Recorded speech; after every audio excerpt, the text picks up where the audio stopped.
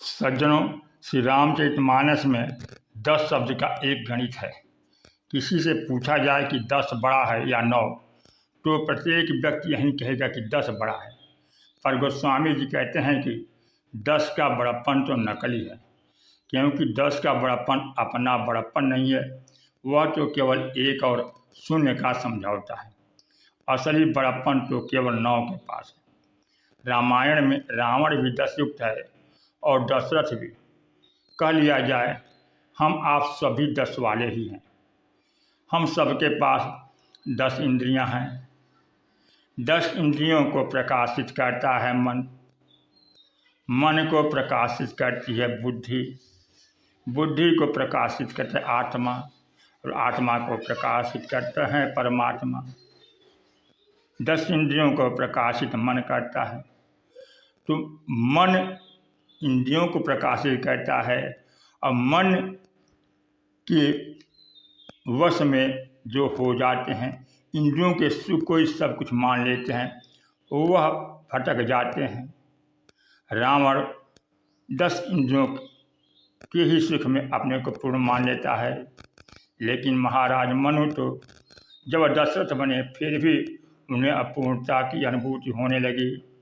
अब उनकी अपूर्णता तब मिटी जब नवमी तिथि मधुमास पुनीता, शुक्ल पक्ष अभिजित हरिप्रीता, मध्य दिवस यति शीतन घामा, पावन काल लोक विश्रामा। चैत्र मास शुक्ल पक्ष अभिजित मुहूर्त दोपहर के समय जब राम जी प्रकट हुए तो दशरथ जी भी पूर्ण हो गए, उनकी अपूर्णता मिट गई। यह वेद मत है। हम आप केवल लौकिक पक्ष को ही रामायण का आधार बना लें तो हम रामचरितमानस के प्रति पूरा न्याय नहीं कर रहे हैं, क्योंकि श्री रामचरितमानस के प्रति न्याय तो तब है कि जब हम जीवन में समस्त व्यवहार के साथ साथ परमार्थ तत्व को भी प्राप्त करें, और वह परमार्थ तत्व प्राप्त होगा कथा के माध्यम से। इसलिए राम कथा सर्वव्यापिनी है। भगवान राम विश्वामित्र के आश्रम में जाते हैं तो वहाँ कथा चलती है। भगवान सब कुछ जानते हैं, लेकिन विश्वामित्र जी कथा श्रवण कराते हैं तो बहुत भाव से सुनते हैं। भगत हेतु बहु कथा पुराना, कहे विप्र यद्यपि प्रभु जाना। उसके पश्चात जब ससुराल में पहुंच गए तो गोस्वामी जी कहते हैं वहाँ पर भी कहत कथा इतिहास पुरानी, रुचि रजनी जुग जाम सिरानी। और आगे चलकर जब निषाद राज को भ्रम हो गया तो श्री लक्ष्मण जी कथा कहने लगे, और जब कथा समाप्त हुई तो किसी ने पूछा कितनी देर हुई कथा, और तब गोस्वामी जी ने मीठा वाक्य लिखा। उन्होंने कहा कि कथा प्रारंभ हुई तो शाम के समय, और अंत में कहत राम गुण भाभिनुसारा। श्री राम का गुण वर्णन करते करते सवेरा हो गया। पढ़कर आश्चर्य होता है कि बड़े अद्भुत वक्ता थे लक्ष्मण जी, जो इतने घंटों में थके नहीं, और विचित्र सोता थे निषाद जो सोए नहीं। पर इसका वास्तविक अर्थ है कि राम की सच्ची कथा वही है जिसको कहते सुनते जीवन में सवेरा हो जाए, भ्रम मिट जाए, अंधेरा मिट जाए, तभी कथा की सार्थकता है। कथा की सच्ची सार्थकता किष्किंधा कांड में होती है। जब भगवान राम का हनुमान जी से मिलन हुआ तो प्रभु ने कहा कि ब्राह्मण देवता, आप तो हमारी चरित्र के बारे में सुन लिए, अब अपनी सुनाइए। आपन चरित्र कहाँ हम गाई, कहाँ विप्र निज कथा बुझाई। और हनुमान जी ने इसके उत्तर में कहा, महाराज मैं तो मंद हूँ, कुटिल हृदय हूँ, अज्ञानी हूँ। एक मंद मैं मोह बस, कुटिल हृदय अज्ञान। पुण्य प्रभु मोहि विसारेऊ, दीन बंधु भगवान। प्रभु ने कहा, ब्राह्मण देवता तुम यह कथा सुना रहे हो कि व्यथा सुना रहे हो। हनुमान जी ने कहा, प्रभु हमारे और आपके बीच तो यही होना चाहिए कि जीव ईश्वर की कथा सुने और ईश्वर जीव की व्यथा सुन ले। गोस्वामी तुलसीदास जी रामचरितमानस के साथ विनय पत्रिका भी लिखे हैं। जुगत वेधि पुनि पोहियहि रामचरित बरताग, पढ़हि सज्जन विमल उर शोभा अति अनुराग। रामचरितमानस की माला सज्जन लोग अपने हृदय में धारण करें। तो गोस्वामी जी से पूछा गया, रामचरितमानस की माला को सज्जन लोग हृदय में धारण करेंगे तो विनय पत्रिका की माला का क्या होगा? तो राम नृपहि पहिरावहि, राम जी को पहनाया जाएगा।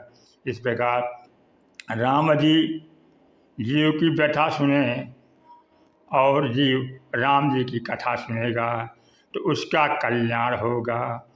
ईश्वर जब जीव की व्यथा सुनेगा तो उसमें करुणा उत्पन्न होगी और जीव जब ईश्वर की कथा सुनेगा तो ईश्वर के प्रति जीव के मन में प्रेम उत्पन्न होगा। प्रेम और करुणा का मिलन अगारे हमारे जीवन में हो जाए तब तो मानव जीवन धन्य हो जाएगा, सार्थक हो जाएगा। कथा भगवान की चलती रहती है। हनुमान जी जनकनंदिनी से सीता जी का भी दुख दूर कर देते हैं।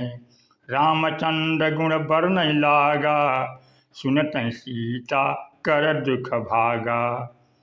और अयोध्या में तो यह कथा इतनी लोकप्रिय है कि श्री भरत जी महाराज और शत्रुघ्न जी तो भगवान राम को छोड़कर श्री हनुमान जी को लेकर वाटिका में चले जाते हैं और वहाँ बैठकर कथा सुनते हैं। भरत शत्रुघ्न दूनौ भाई, सहित पवन सुत उपवन जाई। बूझई बैठी राम गुण गाहा, कह हनुमान सुमति अवगाह। सुनत विमल गुण अति सुख पावहीं, बहुरी बहुरी करि विनय कहावहीं। और हनुमान जी तो कथा के ऐसे रसिक हैं कि जब प्रभु साकेत धाम जाने लगे तब सब लोग तो विमान में बैठ गए और हनुमान जी दूर खड़े रहे। प्रभु ने कहा, हनुमान तुम सदा पास रहते थे, आज दूर कैसे? हनुमान जी ने कहा, प्रभु मैं तो यहीं रहना चाहता हूँ। प्रभु ने पूछा कि मुझे छोड़कर यहाँ रहकर क्या करोगे और कब तक रहोगे? श्री हनुमान जी बोले, महाराज जब तक आपकी कथा संसार में चलेगी तब तक मैं रहूँगा। महाराज आपके पास रहने की अपेक्षा आपकी कथा में अधिक आनंद है। भगवान श्री राम ने कहा, ऐसा क्यों? उन्होंने कहा, महाराज आपके पास रहते हैं तो आपका रूप सिर्फ अपनी आँखों से दिखाई देता है, पर जब कथा सुनते हैं तो कथावाचक की आँखों से आपका रूप दिखाई देता है। इसका तात्पर्य कि प्रभु की कथा का निरंतर वर्णन करते करते भिन्न भिन्न प्रसंगों में भिन्न भिन्न नदियों के जल सदृश कानों को श्रवण करने को मिलता है। किसी कवि ने भगवान कृष्ण का रूप देखने पूछ लिया कि भगवान कृष्ण को देखने के लिए कैसी आँखें चाहिए? तो देखन को घनश्याम की मूर्ति चाहिए, सुर की आधरी आँखें। भगवान कृष्ण के रूप देखने के लिए सूरदास जैसी आँखें चाहिए और राम जी के रूप को देखने के लिए तुलसीदास जी की आँखें चाहिए। गोस्वामी जी विनय पत्रिका में भगवान राम की वंदना करते हुए कहते हैं, बंदौ राम लखन वैदेही, ये तुलसी के परम स्नेही। इस प्रकार भगवान की कथा श्रवण करने से मनुष्यों के अंतःकरण का अंधकार दूर हो जाता है, अंतःकरण प्रकाश से भर जाता है और मानव का कल्याण होता है।